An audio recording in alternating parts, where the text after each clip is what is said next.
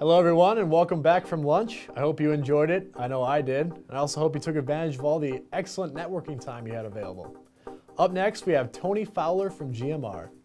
Tony Fowler has over 15 years of diverse marketing experience spanning the corporate property and agency arenas. As Vice President Client Communication and Administration at GMR, he is the conduit between all domestic client management teams and the operational infrastructure at GMR, as well as liaison to all the international offices. Prior to moving to the worldwide headquarters in Milwaukee, Tony served as Vice President of European Integration, living in the United Kingdom, overseeing the integration of offices in London, Madrid, Frankfurt, and Munich. He has also overseen multiple clients in his 10-plus years with GMR, including Adidas, Ask.com, Lowe's Motorsports, Lowe's Corporate Events, and CPI Security Systems. Before joining GMR, Tony oversaw several sports property relationships for the Toro Company, including Disney's Wide World of Sports, University of Notre Dame, and Indianapolis Motor Speedway. He also was an account executive with the Tampa Bay Devil Rays and served as Sports Information Director at Lewis and Clark College in Portland, Oregon. Tony earned his Master's of Sports Administration from Ohio University in Athens, Ohio, and received a bachelor's degree in Business Administration from Lewis and Clark College in Portland, Oregon. He currently lives in Milwaukee with his wife Julie and his two children, Isabel and Logan. Please welcome Tony.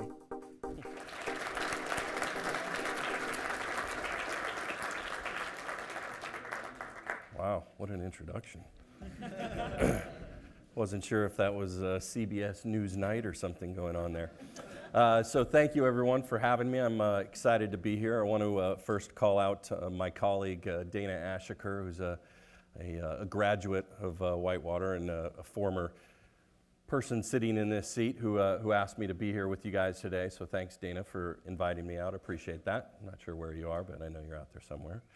So I'm going to spend a little bit of time this afternoon rather, sharing with you what GMR is, who we are, what we do, and then I'm going to talk a little bit about one particular project that really speaks to the theme of your event today, global marketing without borders. So it's a global project that we did last year that I think you probably have seen a little bit,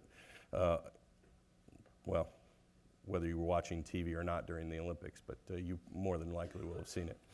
So I'll skip the introduction since the guys did such a great job of giving me a great one. So our ethos, if you will, at GMR is we change how people feel, think, and behave through the power of experience. So it's that idea of engaging consumers through an experience, whether that be at an event or on the street corner. So we do that in a lot of different ways, and I'll talk to you about kind of what those different ways are. Since we're talking about global, I wanted to kind of really highlight how we think about the world in terms of our footprint. We have offices all over the world, but we kind of divide it up into these quadrants that you see here on the slide, utilizing a sort of a hub system. And we do that for a couple of different reasons, but probably the most predominant is because that's where many of our clients look at the world as well. So they've got their organizations divided up. So they're treating the world much in the same way we do, or actually it's probably the reverse. We're treating it in the way that they do. So North America, obviously our global headquarters and North American headquarters are in Milwaukee, technically New Berlin. And then in Latin America, we have a hub office in Sao Paulo, over in EMEA. As mentioned in my bio, I spent some time in the UK, our EMEA headquarters in London. And then finally in Asia Pac, our headquarters in Singapore. So we treat each one of those regions distinctly and have a key insight or understanding of the different market dynamics that are within each, but we're able to address each one of them for our clients separately or collectively, depending on what their particular needs are. So in the marketing world, and I know you guys are learning a lot about these sorts of things, so I won't belabor the point, but there are a lot of different disciplines, if you will, within the marketing space. We tend to, as that video probably made pretty clear, we tend to focus on what we call experiential or engagement. And it's evolved over, the 35 years we've been in business. And some people would say we were kind of on the forefront of experiential marketing. So, I'm going to get into it a little bit more, but I think what's important about experiential is what makes it different, or what makes it unique to that marketing mix, and why does it work differently, or why do brands choose experiential as a means of marketing their products or services or that sort of thing. First one is it's a nice and much more authentic way to create those emotional connections. And I'll talk a little bit about those emotions because we look at them through the eyes of these 4 pillars that we'll talk about in a minute. But it's really important that our brands are able to connect with consumers on as much of a one-on-one kind of way. And doing that, through a television advertisement is pretty difficult, as you can imagine. But when you have whether you're at an event or engaging people on the street, you can carry that brand message in a much more relevant and much more personal way. Secondly, I think there's a much better opportunity to get that information across, to make sure your message is really, really clear and they understand what you're trying to get to. A lot of times, I think brands feel trapped in the way that they are able to communicate through some of the more mass mediums. I think this allows them to really customize the message a little bit more and make sure that they're speaking to that particular consumer one-on-one, which kind of leads to the third point, which is it's a very highly targeted way to do things. Rather than broadcasting very sort of generically across a mass amount of people, we can find very specific individuals in places where they're most apt to be accepting a brand message. So that's, those 3 are probably the 3 biggest pillars or reasons why we believe experiential has a real strong place in the overall marketing mix. I will say, though, for any of my fellow agency colleagues out there, this isn't the fix all. You still need those other elements of the marketing mix. They're all important. Experiential just delivers on a different level and provides some uniqueness that maybe some of the other areas don't. So in terms of our philosophy, I think this is kind of if you will, our tagline, the idea of getting in their hearts so you can get in their minds and stay in their lives. People are, we live by our soul or by our heart, right? And those are the things, those are the reasons we'll be able to connect with people, is if we're reaching in and identifying them in that way. That then affects their mind and the decision-making process that they use when selecting brands. So we really believe strongly in this idea of get into the heart first. That will impact or affect how people think and behave, and then hopefully make sure that it stays long-term. It's not just a one-hit, in and out kind of thing. We want to stay long-term. So we do that, and I mentioned this earlier, through these 4 passion pillars. We've identified them: sports, music, entertainment, and lifestyle. Some may argue that music and entertainment are kind of the same thing. In some ways they are. Entertainment in our world generally refers to television, film, theater, those sorts of things. Lifestyle can be really almost anything else. Think cooking, cars, I don't know, whatever you're into, whether it's bugs or, I don't know, just anything. So, and we've done a lot of different things for different clients in that space. But the idea is those passions are what people really care about. And as a brand, if you connect to them through that passion, you've got a much better chance of getting to that sort of decision-making side of their brain. So that's really where we kind of focus our efforts. So within GMR, real briefly, I won't belabor this too long, we have basically a full-service kind of offering, which starts at the very top of sort of that insight identification, which leads to the idea, which then leads through to the development of the idea and delivering the program and then measuring it and then repeat, if you will, if we're lucky. Hopefully it's more than luck, but I think you get the idea. So with that, we've got a full suite of services across a lot of different disciplines, a full creative studio doing 3D, 2D. We've got about 45, 50 creatives, and then we've got an entire digital side of the house, which I'm going to spend a little bit more time on now because I also think this is, for obvious reasons, a real emerging area in the landscape of marketing in general, but for sure in our area is one way that we can differentiate from both our competitors, and our brands are really tuning into how do they leverage digital media across all their programs. So whether it's creating custom apps for our events, or it's putting together promotional elements that are handed out at our events, there's a lot of different digital components. And then you can get into all the social side of things, whether it be Facebook, Twitter, or such. But there's a vast opportunity for marketers these days in the digital space. But it's really key that you stick to the core of the information, core of the idea that you've started with. Sorry. So what I wanted to spend the rest of the time today is sharing with you one project that we did. Well, it was probably a 2.5-year project, really, but it culminated last summer around the Summer Olympics. P&G is a client of ours, actually probably going back almost 10 years now. But they began sort of dabbling in the Olympic space in 2010 when they did a USOC sponsorship and activated around the games in Vancouver. And we were involved with that with them and helped bring that to life. But it was really just sort of a dip in the big, huge sea of Olympic marketing and sports marketing in general. Coming out of that, it was so immensely successful and well received by them and their consumers that they made the move to do a sponsorship with the IOC, so doing an International Olympic Committee top sponsorship, which is a huge investment. And we've been on that path with them from the very start.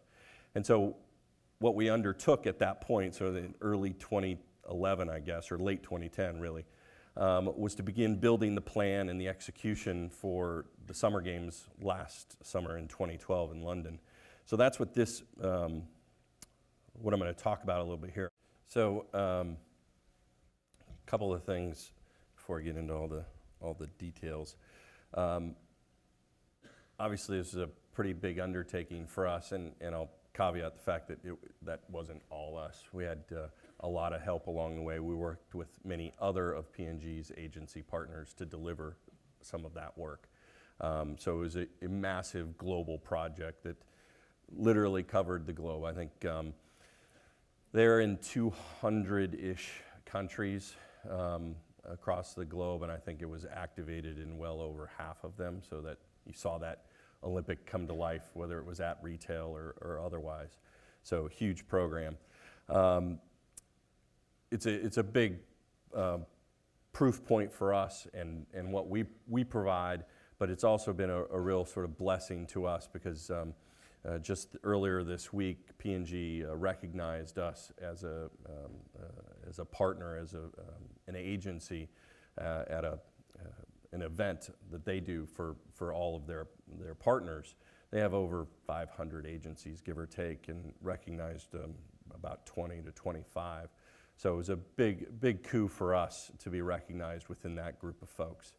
But in terms of the program and kind of what they were trying to do, obviously this Thank You Mom campaign actually had been created for Vancouver, and so they just kind of extended it. So the idea was take that campaign that initiated there and extend it across the globe.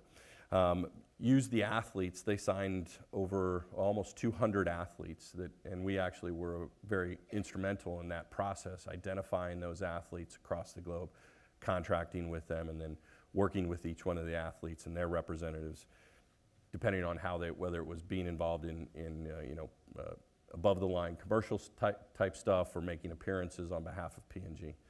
Then you heard about the family home in there, and you'll see a little bit more as we go through this. The family home was kind of the centerpiece of the in London activation. So the family home was for all of their Olympic athletes, so not just the U.S. The U.S. was a big portion of it, no doubt, but globally they were represented. So the athletes and their families were able to come into the family home over the course of those 17 days, get a meal, get their laundry done. There was plenty of Pampers for babies to get changed with, and Duracell batteries, and all the brands activated the space. So it was a huge component of the program. And then probably the last piece, and arguably maybe the most important from a P&G perspective, was generating that PR value, that talk value. They put a lot of emphasis on bringing their activities to light through PR, so creating stories, whether it's around the athletes or what the brands were doing on behalf of the athletes. So a lot was going into that as well.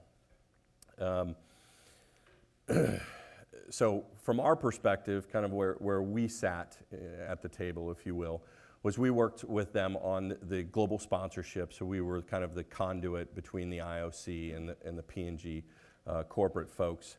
We collaborated with all their advertising partners, whether it be the P&G brand advertising agencies or the brands. So I think the other thing to highlight here is the sponsorship was actually done between the IOC and P&G corporate, which was very new for P&G. They never gone out as P&G brand.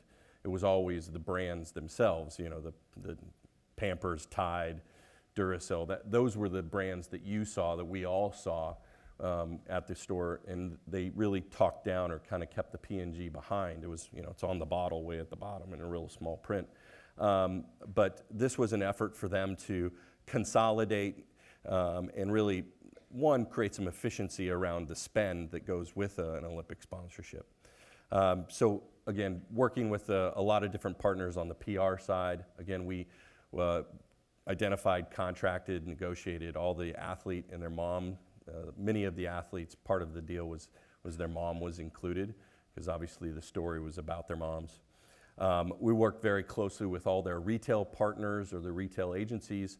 So there was just a massive amount of POS that was done. All of that POS has to go through an approvals process with the IOC.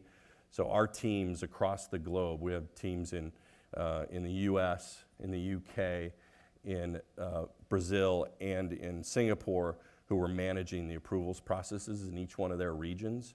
So all that stuff had to go through us before it got to the IOC for final approval. So I forgot the number, but it was in the order of tens of thousands of pieces that had to be reviewed and approved. So, some of these kind of top line results are hard to kind of put your head around, but I think, a campaign message recall was pretty impressive for them. And I think when you think about the Olympic Games and all the brands that are in that space, there's a lot to be overcome, if you will. So I think that was one area where they felt really, really proud that they were able to get such cut through, over the likes of, Coca-Cola and McDonald's and Samsung and the like. I think, as I mentioned earlier, the digital side of things is really important. It's a growing area for them. So, getting that Facebook and the Twitter things was really important. And then ultimately, of course, sales, that's the bottom line for them. It's hard to, when you're talking about a, $40 billion company or whatever, there's a lot going on there, and trying to kind of really move the needle. When you say 2%, that doesn't sound like that, but 2% of 40 billions, it's no drop in the bucket. So I think, from a results standpoint, they did pretty well. I mentioned some of the athlete pieces. I think the one thing that we were probably most proud of as the folks who were out identifying those athletes was the fact that so many of them actually made the games and actually performed so well. Part of our job was to find athletes that not only fit brand, were on brand for P&G and their brands, but also find ones that were, able to deliver on the field of play, if you will. We talked a little bit about retail. Again, there's the number, 72 countries. I overstated it slightly. But again, worked a lot with trying to get that stuff on the shelves. It was, critically important to their sales opportunities to get those opportunities in front of consumers when they're out there shopping. And then finally, getting a lot of different things together. And the multi-brand thing is interesting. In the P&G world, many of the brands go to market sort of as themselves. Just here's a Tide offer, here's a Duracell offer, that sort of thing. But what we were able to do is bring some of those brands together and create multi-brand opportunities, so where you had different brands working together on a promotional level at the retail. Talk real quickly about the family home. This was probably a labor of love for us. It was a massive space that we took over for about 60 days in the heart of London. It was actually a wine showcase building. It was actually an old train station. But we basically took everything out of it and redid the entire interior of it. And you can see a few pictures. We created branded experiences for a number of the brands, served a lot of food, and did a lot of, I think we did over 250 events over the course of those 7, so that whether they were PR events or celebrations, so if an athlete won a gold medal, they'd come in and there'd be a celebratory event. So there was a lot going on in that space, and it was really amazing. That's it. I thought there was another slide, sorry, got all excited. So that's one piece of the global puzzle. I felt like it was important to kind of focus in on one. We've got a lot of amazing clients and do what I think is some pretty great work, but I think this one, more than any, really demonstrates what we're doing on a global basis and kind of gives you a snapshot of how brands are thinking on a global basis these days. So I guess I have a few minutes for some questions.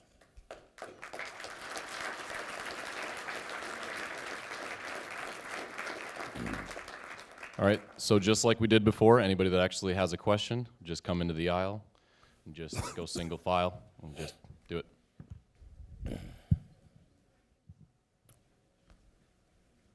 Nothing. Yeah, brave soul. Why did you choose New Berlin or Milwaukee when you could have been in one of those big three? Or It's a great question, and it's actually a really simple answer.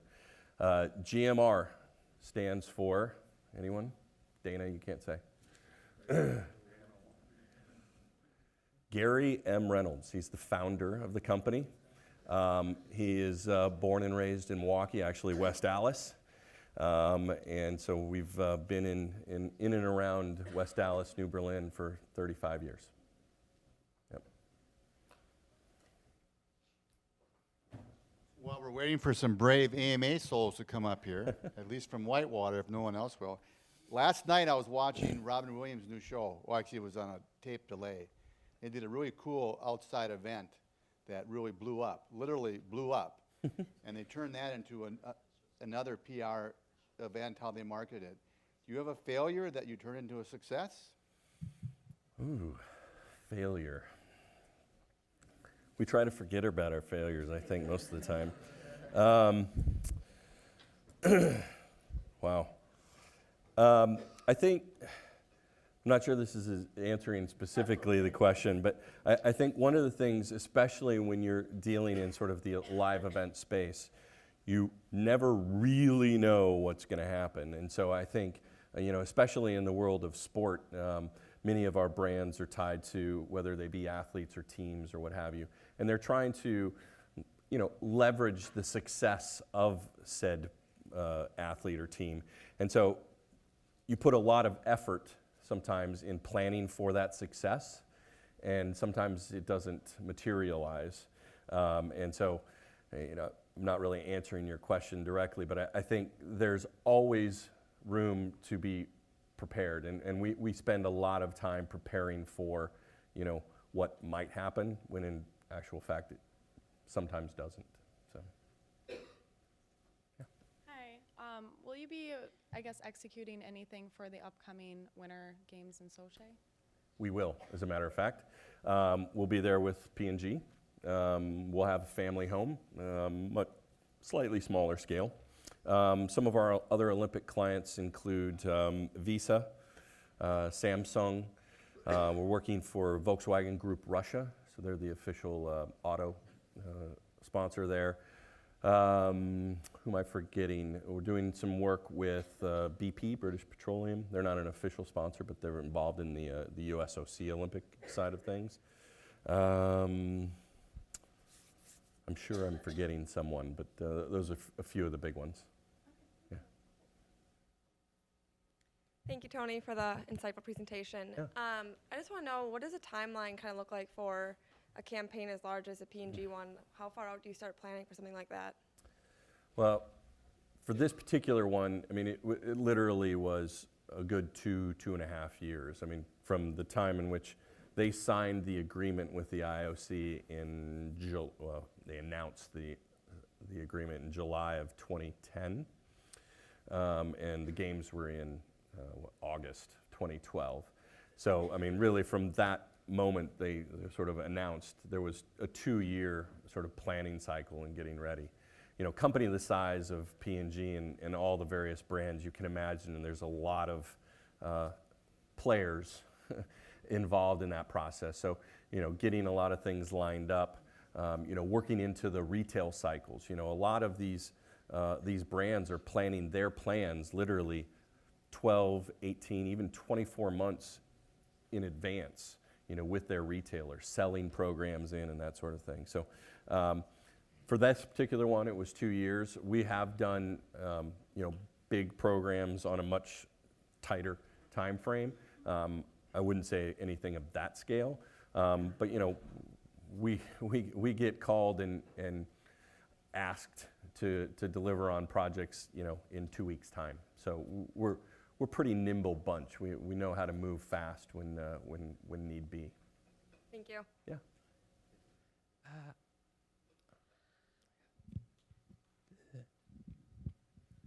I'll do this. This is easier. That's right. First of all, thank you very much for coming. Love the presentation. Sure. I have 2 questions. First of all, how do you market and promote like a sports team or certain sports athletes since the game is always changing season after season? Like, is there any specific data, or do you look at popular team or popular player? Look at even like a story, for example, like Aaron Rodgers not getting a D1 scholarship. So that, and then second, curiosity, why do you love your job and what do you love about GMR so much? Sure.